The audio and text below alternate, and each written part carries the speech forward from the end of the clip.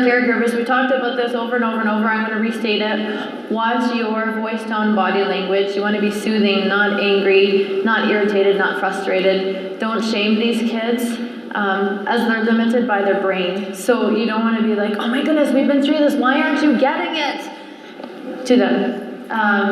The message you want to give them instead is that they're healthy and good. Their brain is working properly. It just didn't develop yet or well enough. And it's a work in progress, right? So they're healthy and they're good, and they would do better if they could do better. So the next one is attunement. Self-regulation develops in relationships in response to the environment. So the first thing that you want to think about is creating safety for your kids. How do you do that? Well, you do that by attunement. You do that by letting them know that you get them. You do that by having a calm, soothing voice, by letting them know that you get them. But here's the key. You must truly get them, because their animal brain is going to pick up on you just telling them that you get them if you don't, right? They know, and they're going to respond to that. So if you don't get them, spend some time and figure it out, and then help them regulate. Okay, another good quote. There is an amazing flow of energy and information from your brain to your child's brain, from your body to your child's body. This is also true with other adults who play an important role in your child's life. So teachers are a really good example. Your emotional state and what's going on in your frontal lobes, so this part of your brain, right, will have a direct and powerful direct and powerful impact on their key emotional systems in your child's brain and key arousal systems in your child's body. So, body language, sensation, remember that. How you enter a situation is how they're going to respond. So here's another good research study that talks about body language. So they took 19 babies. On one side of plexiglass, they put the babies. On the other side, they put the moms. And the moms either, so they didn't say anything, but they either showed fear and worry on their face, or they were happy.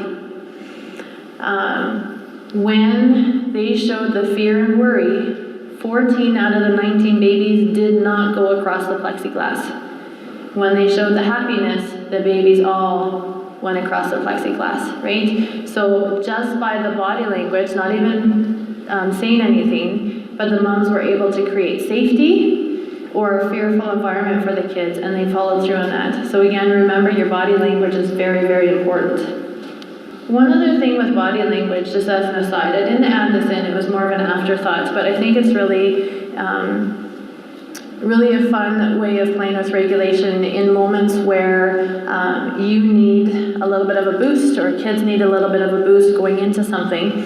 And if you want to look this up on YouTube, actually, there's a lady named Amy Cuddy, last name Cuddy, who's done a lot of research on body language. Most of us have learned a lot about how our body language affects other people. She's actually done the opposite and has done research on how our body language affects us. And if we need a boost of confidence in a moment when we feel that we're stressed, overwhelmed, dysregulated, what she's learned is that she's got 5 what she calls power poses. And if you stand in those poses for about 2 minutes and do it in front of a mirror and watch yourself, you can actually change your body's physiology so much so that you actually go into the situation confident.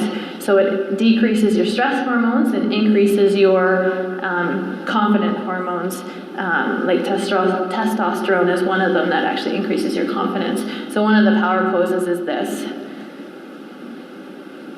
So standing like you mean business, and she calls that, like the Wonder Woman pose, I think is what it is. But you have to do it for 2 minutes, and it actually changes your hormones in your body. If you do that, going into a situation, you're actually much more confident. So just as an aside, and that's one actually that you can even teach adolescents too, right? If they need a little bit of a boost of confidence going into something. So Another way of creating safety with our kids is, if you think of the term even tough love, which I think has been poorly defined, and what I mean by that is by creating structure, boundaries, limits, but in a very compassionate way. They need structure, they need consistency, they need predictability, because if their world on the outside is disorganized and can't organize them, then they will be disorganized on the inside. So it's very important to have those boundaries and have those in charge of them to be consistent with them, because that's going to help with regulation. But balance that, so that's the tough part, balance that with very, a lot of warmth, a lot of encouragement, a lot of nurturing. That's the love part, right? Because that's going to help build that regulation piece for them.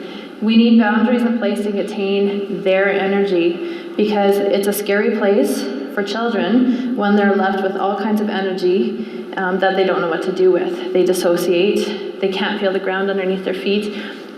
This is, for example, with adolescents, well, actually with all of us, we stuff, right? We kind of cut our emotions off from our sensory pieces. So going back to those thermometers that I had you fill out, I had those words on the side there. So what's the event? What's your thoughts? What's your body sensations when you're in that event? We cut ourselves off from that.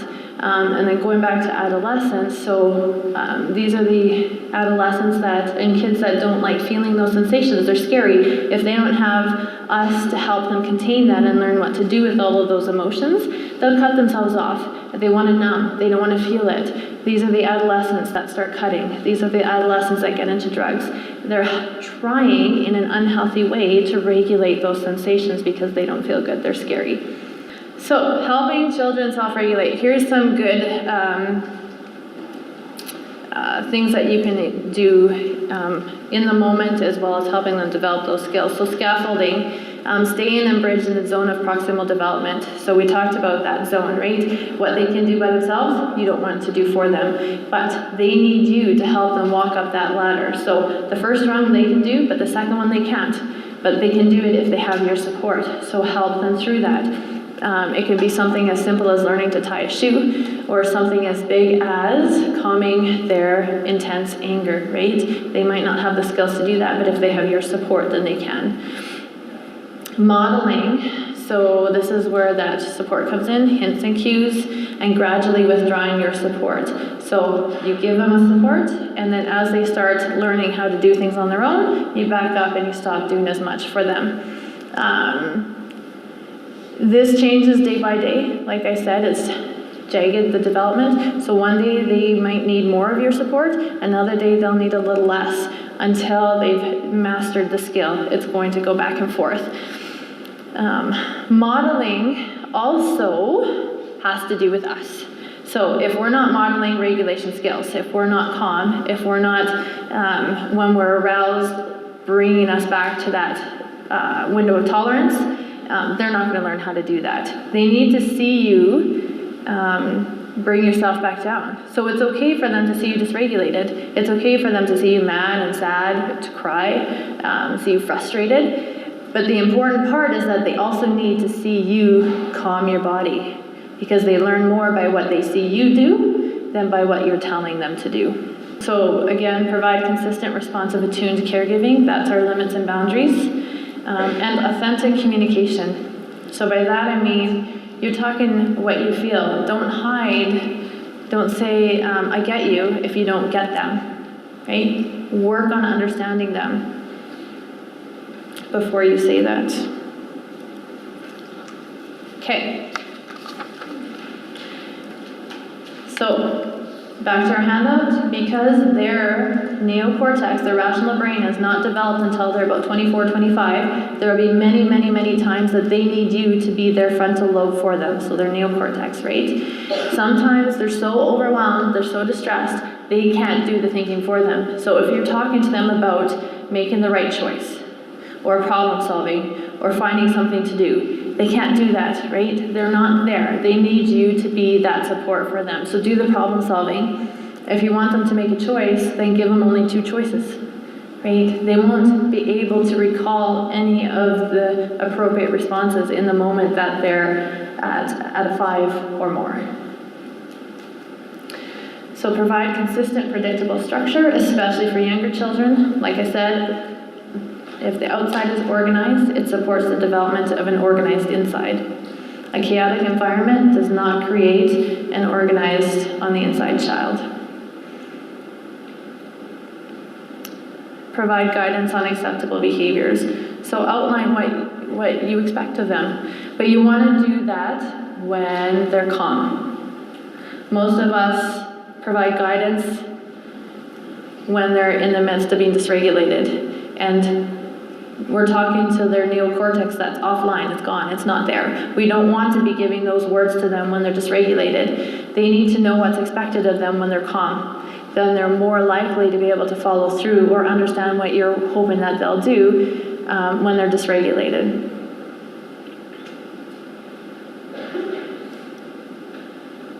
Okay. So, help shape behavior. List what a child could do instead. So once you've brought them back to calm, or at least brought them lower than a 5, right? So breathe, tense your muscles and relax. Any of those coping strategies that helps calm them in the moment, then brainstorm with them. Find out things that they could do instead of, punch or kick or have a tummy ache, whatever it may be. Adolescents love to give you information, right? They love to know. So invite them to brainstorm with you. Ask them, what they think that they could do or what you should do in a moment, and they'll come up with a lot of really good examples. Notice and encourage when children did something well. We miss that one, right? Kids need a lot of positive feedback, and oftentimes, because things are going so well, we don't even notice when they do something well because there's no hiccups, there's no intensity, it doesn't draw our attention. But keep your eyes open for that because that helps shape their behavior. When they know that they've done something really well and you've commented on it, they want to please you. Especially if you're their attachment figure, they really want to please you. So if you point out what they're doing well on a regular basis and get excited about it, have a party about it, they will do that behavior again and again and again. Take time to listen. Really listen. Sometimes it's hard when they're angry or frustrated and it's hard to hear what's going on. We just want them to calm down or to relax or to say things nicer. Sometimes they just need that ear, right? So just sit there and listen and let them talk before you give advice and brainstorm, right? And body language again. You need to give positive and caring body language in the moment. Genuine, positive, encouraging, positive and caring body language. Engage in play. So one more reason why play is important. Play really facilitates a good relationship with them. So in addition to developing a healthy brain, if we're talking about healthy attachment relationships, this is your quality time. The more connected they are to you, not you to them, but they are to you, the more likely they're going to listen to you. They're going to follow through on what you want. They're going to want to role model after you. They're going to be watching you and take their cues from you. But it starts with a close relationship. Play facilitates that healthy relationship. Develop a family or class identity where everyone feels included. Isolation stops self-regulation. Community enhances self-regulation. So we are so focused on competition, who got the better grade, which team won, that kind of thing. If you really want kids to feel included and you really want them to develop a good identity, be a family team. Go as a family and compete against another family. That creates a story, that creates connection, or one class competing against another class. If there's particular kids that aren't getting along very well, put them together on a team. Okay? That's going to create a sense of connection and identity together, a story that they can tell. Community creates regulation. Okay. So, strategies to facilitate regulation development, self-reflection. So a good thing that you can use with little ones all the way up to adolescence. Those thermometers that I gave you, that's a really good thing that you can use. The reason being is because it gets them thinking about an event. This is not in the moment, okay? I want to point that one out. So if they're in front of a bear, getting them to self-reflect on their body sensations and what they're thinking and feeling and what they need to do about it, not going to happen. After the fact, when they're calm, get them to draw where they are on the thermometer. Get them to draw an outline of the body. How did it feel on the inside? Where did they feel it? Was it in their tummy? Was it in their head? Did they, feel a hot flush, from the top of their head to the bottom of their feet? Did they feel their ears ringing or hands clenching? Those kinds of things. Getting them to connect with those parts of themselves and their emotions and their thoughts helps integrate those feelings together, that self-reflection, so that the next time they're in a similar situation, they're more likely to follow through on being regulated and less aroused. The name of the game is always integration, right? And that actually helps even with our adolescents that have cut themselves off. If they're numbing and if they're cutting or engaging in drugs and alcohol or any of those unhealthy behaviors, getting them to reflect on the body sensations is going to be very, very difficult for them initially because they're so good at numbing from those sensations. But over the course of time, it's going to help them regulate quite a bit more if they can self-reflect on how their body's feeling. And then be that what's the word I'm looking for? That container for them so that they can bring to you all those scary, distressing feelings and it's okay, it's safe, right? You're going to regulate them. It's co-regulation now, especially for those individuals who've cut themselves off, right? The more safe they feel with you, they're able to open up to themselves a bit more and understand their feelings and talk about their feelings more. Okay, help them to name the feeling. Sometimes they don't know. So with little ones all the way up to adolescence, I use visual cards. So if they're so distressed, if they're a 5+, their word recall isn't there. So if you have pictures, they can point out, oh yeah, actually I was feeling that, or I was feeling that, or I was feeling that. Pictures are super, super helpful. Kids are visual by nature. And when we're distressed and dysregulated, having visual helps because we become a bit more visual and our word recall goes away. Help them to describe the sensations in their body. Help them choose a coping calming strategy that fits with that. So when they are calm and they're not in a dysregulated state, help them make a list of things that make their body feel good.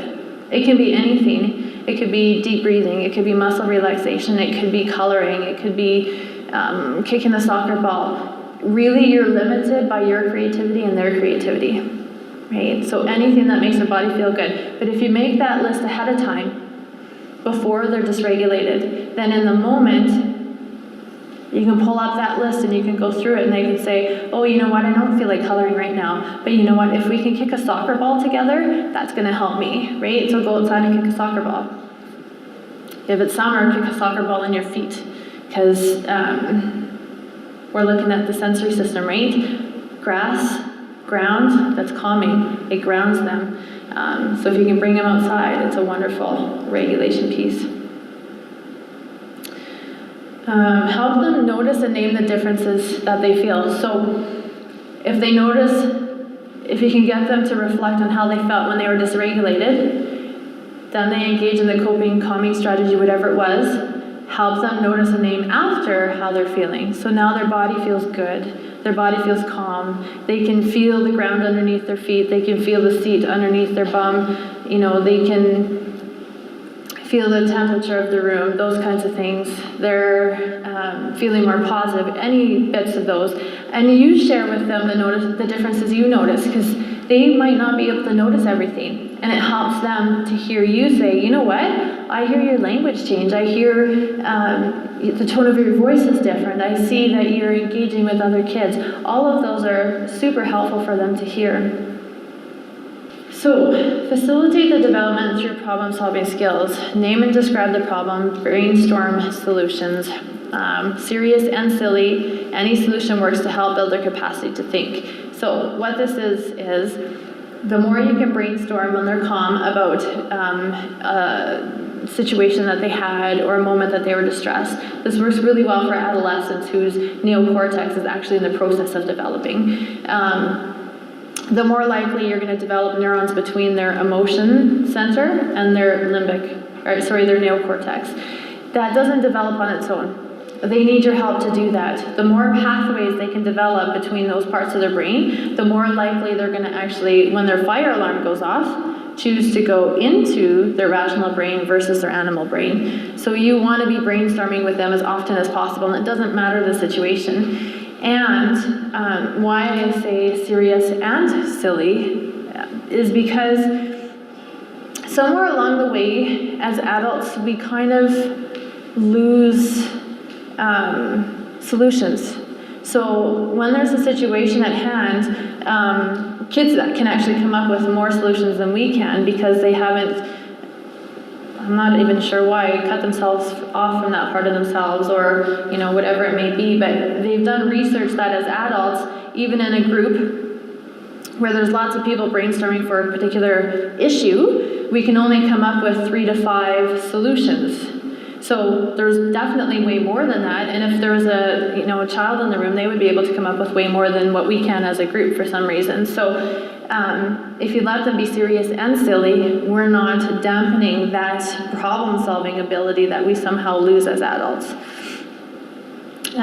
Facilitate success in transitions transitions are a time when kids can be quite dysregulated. Lots of kids have a hard time moving from activity to activity, moving from home to school, moving from home to home, school to school, those kinds of things. So allow the child to help plan the activity, reduce the wait time. So if you can stop lineups from happening, if you can engage them a little bit before you go, if there's going to be a lineup, instead of having them wait in line, that would work well for them. Provide a visual schedule.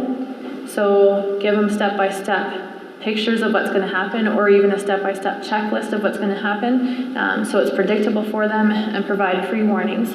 So a lot of adults do this pretty well. So in 5 minutes, we're going to go to the gym for an assembly. Okay, in 3 minutes, we're going to go. In 1 minute, we're going to go, right? So those kinds of things work very well. For little ones, though, you need to modify that.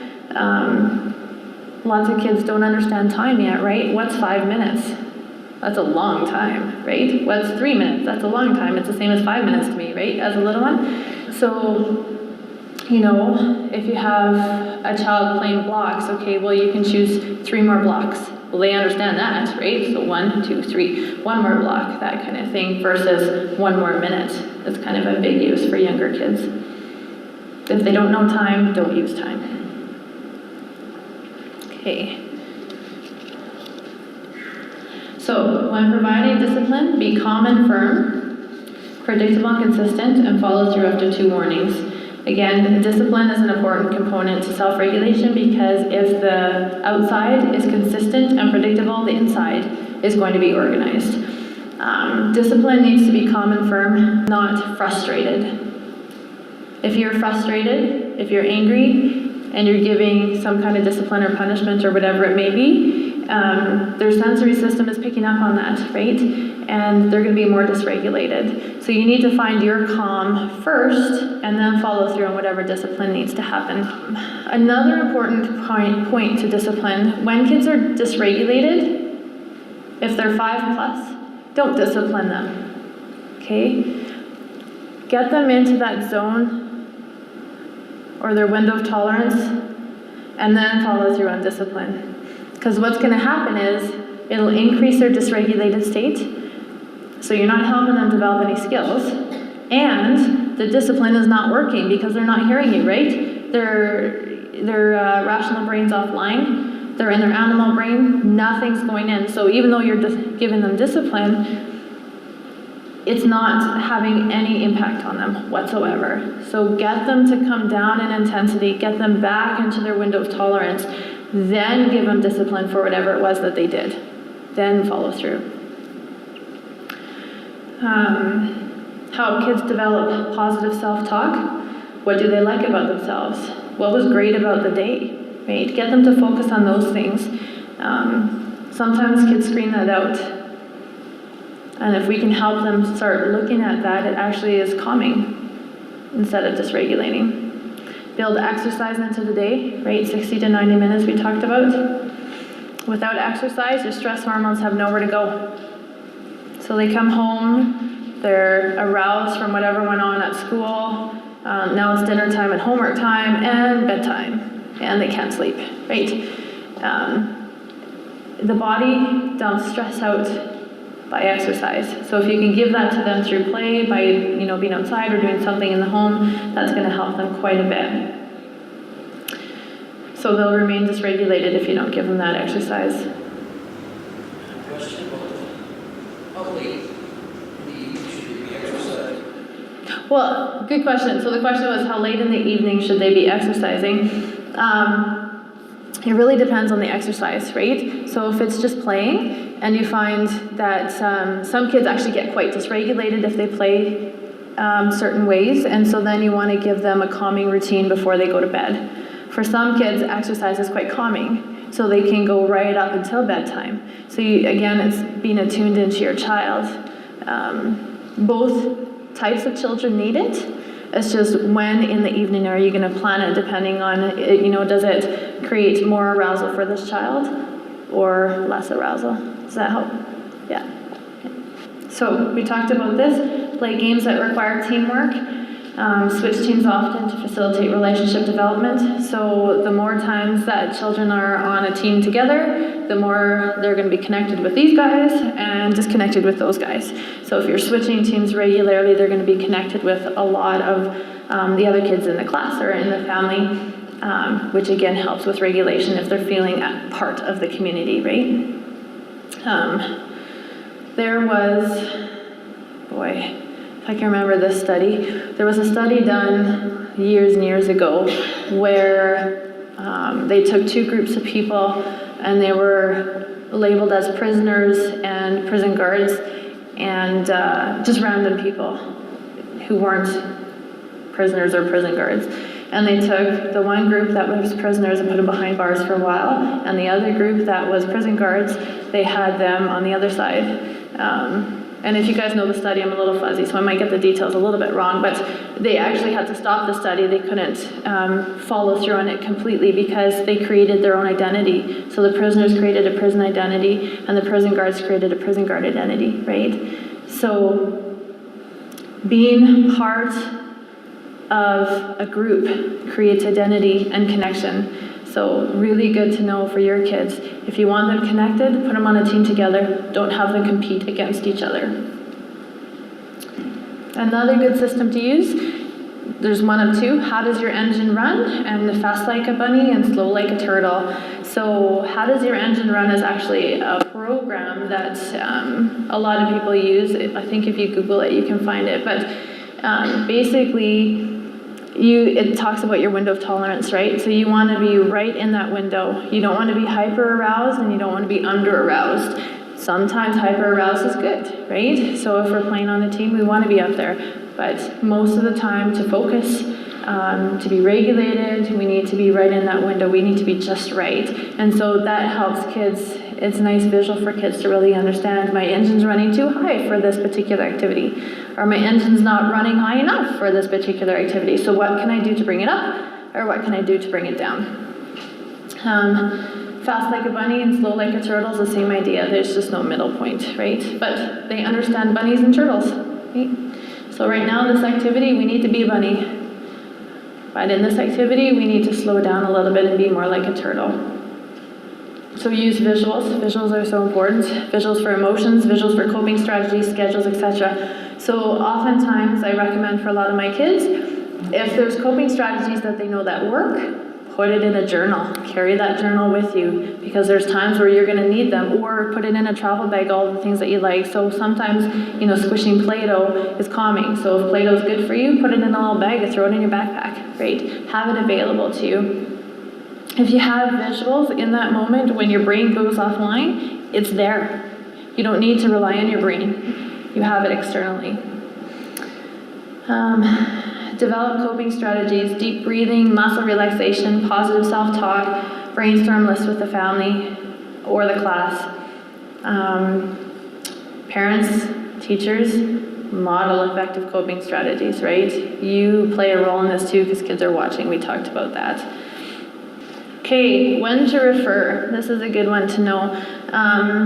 So the first one at the top of the list, sensory processing concerns. If you don't know, it doesn't hurt to go see an occupational therapist, right? Because they can let you know if their sensory system is really the part that's struggling versus, the rest of the regulation piece. If there's been trauma. So trauma will really derail a child's ability to develop self-regulation skills. Trauma can be anything from, an abusive family background to parental separation to, depending on the child, it can even be having their friend move away, right? And if they're really having a hard time coping with that, coming to terms with that, that's when you want to go see someone, because until they're able to process that and leave it in the past so it's not affecting them emotionally anymore, the regulation piece isn't going to come on board. Attention deficit hyperactivity disorder, so ADHD, that will, they need a little bit extra support developing some of these skills just by the way their brain is working in the moment. FASD, that's another one where you need support. Someone actually has a question they dropped off here just in terms of FASD and regulation, and that's something to do that you can get a little external support on. I would say, go see a professional to get a little bit more support. There is a lot of new research coming out that actually play therapy is really beneficial for those with FASD. Part of the way the brain has developed in utero is that some of the parts are a little bit smaller or haven't developed properly, and therefore the brain is not able to make some of those connections. And this is where we find a lot of the kids, they can tell you, if I do this, this is the consequence, but in the moment, they can't remember that consequence, right? They can't follow through on that. It's because their brain is not making that connection. So there's a lot of newer research that's coming out that play therapy can actually help build those pieces of the brain back so they can start making those connections on their own, which is quite exciting. And autism is another area where regulation is a little bit tricky, and so to have a little external support there with a counselor is helpful. So just a couple other questions here, and let me take a look at these. Okay, so one of them is, what are ways to help teens who have developed an unhealthy animal emotional brain to develop a healthy one? So a big piece for that one is a really good place to start, I should say, is being their attachment figure, whoever you are. So if you're a parent, it's really good to learn ways to be a really healthy, close attachment figure. If you're a teacher, you play a huge role in that. And it's a little bit different with teens because their brain development now is quite fast-paced. So the first 5 years of life, the brain is changing quite a bit. Same with adolescence, the brain is changing quite a bit. And so there's different ways of being a good, healthy attachment figure for them. And one of those ways, and there's a multitude of them, so I can even post information on the website for this too, because there's quite a bit of information to answer this question, but one of those ways is to invite dependence. So they want to be independent, but they need, especially those ones who have developed an unhealthy way of regulating themselves, their animal brain isn't developed properly, they need that dependence on you. They need you to be that safe place. They need you to be that connection. And so how do you do that? Well, as a parent, then you drive them places, right? So they can't, if they don't have a car, or even if they do, you be that person that drops them off and picks them up. There's lots of chances in the car to really connect with them, right? So that's, I would say, where you start. Another place would be helping them kind of connect their thoughts, emotions, and body sensations, like with a thermometer. But I think there's a whole lot more, and what I might do with this question is just post a little bit more for you on the website, just to give you some good ideas of what to do with adolescents, because they're quite a special population there.